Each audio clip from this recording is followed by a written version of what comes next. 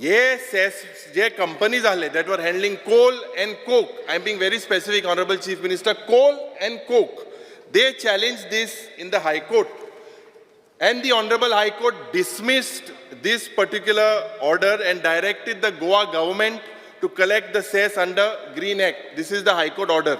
I want to know from the Honorable Chief Minister, what are the pending dues of these companies as per your record?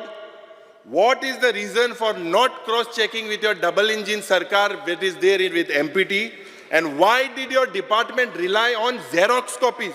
Supreme कोर्टात आसा. Supreme कोर्टात instruction दिल्याप्रमाणे 50% collection करपाक जाय. आमी 50% collection करून घेतला. 50% कलेक्शन जे आहा पळय न्ही तो विशय फुडलो म्हणजे सुप्रीम कोर्टात केस चालू आहा. म्हणजे financial year from the 2013-14 to financial year 23-24 हाज्या पर्यंत आता पर्यंत एप्रॉक्सिमेटली म्हणजे जवळपास due green cess dues demand collected is an 297 crores 94 lakhs 91,000 for collected asas. Due green cess dues paid is in 237 crores 70 lakhs 67 आणि balance जो आसा पळय तो 98 crores balance आसा.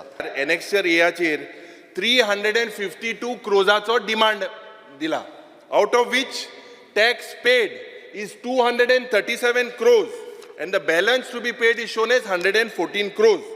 And 190 crores are paid by petrochemical companies. And coming to the point of whatever 237 paid by practically 190 crores has been paid, only 47 crores has been paid by these coal and coke company. New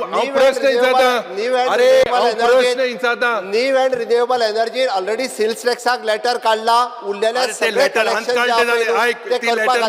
तो फक्त म्हणून जे आसा पळय सांगपाचे last question दुसरे last question पळय एकटोय सुटचो ना. न्यू एंड रिन्युएबल एनर्जीन सेल्स टॅक्साक परत लेटर काढला. उरलेल्यांचो letter place it on the table of the house. 31/1/2025